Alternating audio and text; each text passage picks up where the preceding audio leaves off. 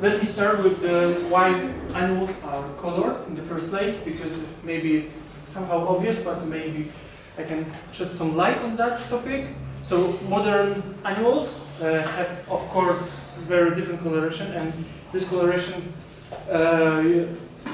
has a different roles. So one of them is mimicry. So like here, and we have two species of snakes. One is venomous, the other one no, it's poisonous. Venomous. Potions. Potions. Venomous. It's not synonymous. So, No, poison is when you eat it, you die. but And venomous means it bites okay. you, you die. yeah, so Mhm. the description is not correct, but they That's are fine. venomous. One of them is venomous, the other one is not. But to protect them itself, it mimicries the colors of the venomous snake. The other kind is for sexual display. This is very easily visible, especially with living dinosaurs, birds, but also to some degree mammals. Also, some animals use colors for camouflage, especially if they would like to hide themselves from predators. The other role is to warn other animals that we are poisonous, for instance, or we can protect them ourselves in a very offensive way. So like those frogs that are very poisonous, and I think that this species can kill a couple of hundred people with only smart part of dozen of the poison they produce on their back. And for hunting, so if an animal is a hunter, it might use its coloration also as a sort of camouflage, but not to defend itself, but to hunt. Okay. How we know about coloration of extinct animals?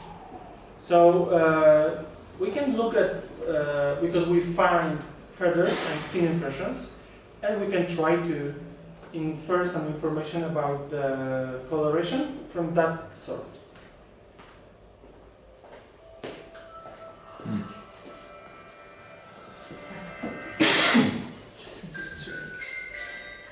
This is the Microraptor, a carnivorous named dinosaur that was almost 2 feet long, ate fish, and lived about 120 million years ago. Most of what we know about it comes from fossils that look like this. So is its coloration here just an artist's best guess? The answer is no. We know this shimmering black color is accurate because paleontologists have analyzed clues contained within the fossil. But making sense of the evidence requires careful examination of the fossil and a good understanding of the physics of light and color. First of all, here's what we actually see on the fossil: imprints of bones and feathers that have left telltale mineral deposits. And from those imprints, we can determine that these Microraptor feathers were similar to modern dinosaur, as in bird feathers. But what gives birds their signature diverse colorations? Most feathers contain just 1 or 2 dye-like pigments. The cardinal's bright red comes from carotenoids, the same pigments that make carrots orange, while the black of its face is from melanin, the pigment that colors our hair and skin. But in bird feathers, melanin isn't simply a dye. It forms hollow nanostructures called melanosomes, which can shine in all the colors of the rainbow. To understand how that works, it helps to remember some things about light. Light is basically a tiny electromagnetic wave traveling through space. The top of a wave is called its crest, and the distance between 2 crests is called the wavelength. The crests in red light are about 700 billionths of a meter apart, and the wavelength of purple light is even shorter, about 400 billionths of a meter, or 4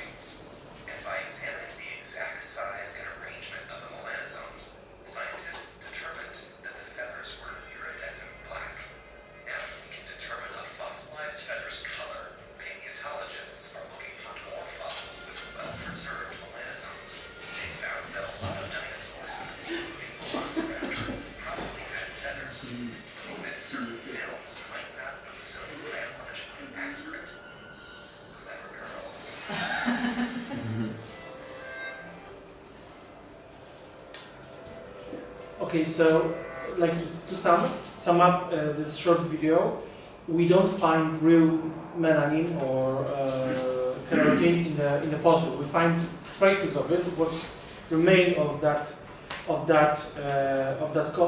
original coloration. So here, as you can see, some examples of how melanosomes are shaped in the fresh cells, ones that were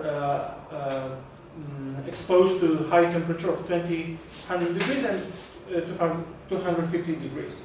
And of course, we have to count that in the fossil we would have to also cope with high pressure. So, some examples of extinct animals with coloration. Let's start with feathered dinosaurs. First to go is our Microraptor. The pictures I've chosen are only the ones I found the most interesting. So you can find different ones on the internet. So as in the video, it's black, it's ascendant, looks like a crow a little bit, raven, but with feathers on its leg and a feathered tail. Another example is Confuciornis. So it had more than one color. We are not sure if how the white color was, to which extent was the white color, the bright color, and if it was really white, it looks like a pigeon somehow. And another important thing, the tail was split into two. Another example, the hero of one of our previous talks, Archaeopteryx. So black. This one is one of my favorites, Sinosauropteryx, with tail resembling the tail of lemur, so the primate from Madagascar, or a fox. Anchiornis, one of the most spectacular, because we could see not only different colors, but the special ornamentation they have, suggesting that it was for sexual display. But if not only we can not only tell color from feathers, we can also tell colors from or patterns from skin impressions. Brachiophorosaurus. This is one of the dark-billed dinosaurs. We don't know the right coloration, but we could tell that from the mummified example called Leonardo that it had some kind of stripes at the joint with the tail. So it might have been used for maybe not camouflage, but to help avoid predators. Another example is Psittacosaurus. What's interesting about this dinosaur is the pattern. So the darker colors on the back and brighter on the belly side. This kind of pattern we call counter shading. So it's typical for animals that hide and live in forests. So we could all, if we knew the coloration, we could also say something about its ecological niche. And one of the most recent, Borapelta.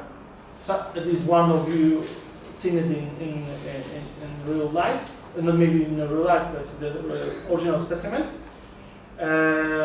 It was also counter-shaded, also with reddish and reddish at the top. I think that in other reconstructions you can find that those little spikes were darker, or dark, and underbelly. That's very interesting because the specimen which was examined is quite big. It's more than 6 meters, I think, in length. So it's a quite big animal, and it still used to have counter shading coloration that suggests that even though it was quite big, it had to still hide from the predators. And even though there was an analysis done on the size of the animal and if it's kind of shaking, done on the current species living in I think it was in Asia, not Asia, Africa, and it turned out that it is kind of uncommon.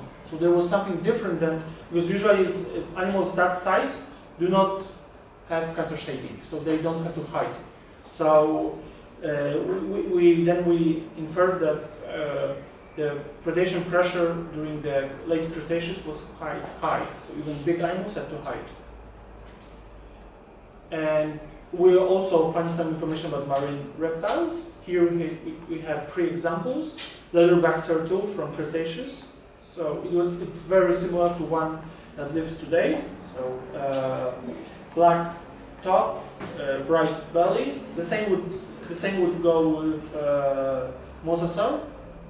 And what's quite surprising, Ichthyosaur. So also another kind of marine reptile was basically dark black. It is speculated that it was because it was hunting in deep water, so it had to hide from its or camouflage from its potential prey. So some cephalopods or something like this.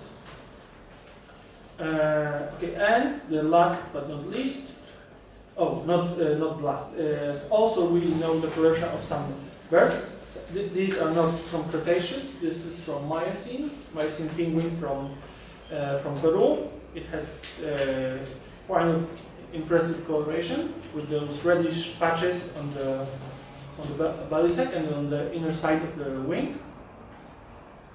Yeah, and last example, Lepidoptera. It's a moth from China. And it was, I'm weak with colors, but I think it's between purple and pink. We don't know exactly why. Maybe there was didn't have to hide, or in the round there was a lot of things that were the similar color. 2 minutes. Yeah, and that basically concludes my talk. This is the list of the article, and I would like to thank you very much for that.